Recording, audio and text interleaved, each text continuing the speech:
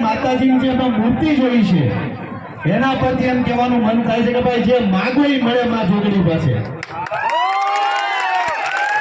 ગુજરાતમાં અત્યાર સુધીમાં 287 ઘર બનાવ્યા છે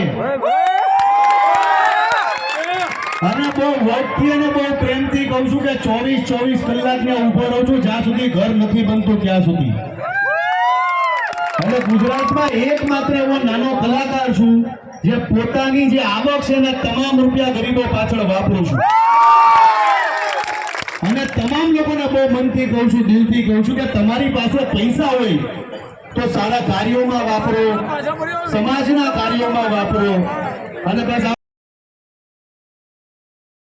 સારા કાર્યો કરતા રહેજો. બાકી તમારો હંમેશા પ્રેમ છે. આજે ઇન્સ્ટાગ્રામ હોય, યુટ્યુબ હોય, ફેસબુકમાં હોય જેમાં મારો નંબર 1 છે તો એનું કારણ તમે બધા છો. તમારા બધાના પ્રેમના લીધે અહીંયા સુધી હું પહોંચ્યો છું.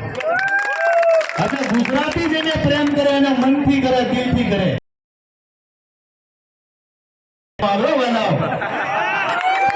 ગુજરાતી એટલે સ્વાભિમાની.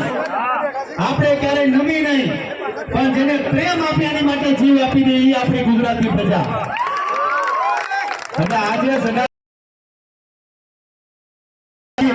આજે મને વધારે મજા એ પણ આવી, બહુ દિલથી મજા આવી સડા ગામને જોઈને કે તમારા બધામાં ડિસિપ્લિન, લોકોનો પ્રેમ.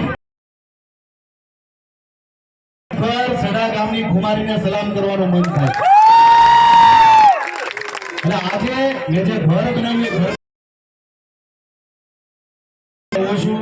માતાજીના આશીર્વાદ દીધા છે. આજે તમામ લોકોને કહીને જાઉં છું કે બસ આવા સારા કાર્યો કરતા રહો, પ્રેમ આપતા રહેજો. કોઈ પણ સાહસ હોય એને ગુજરાતીઓએ આવકાર્યા છે. અમારી માતાઓ, મારી બહેનો તમામ લોકોના આશીર્વાદ રાખજો. ભૂલચૂક થઈ હોય તો માફ કરજો. બોલો જોગણી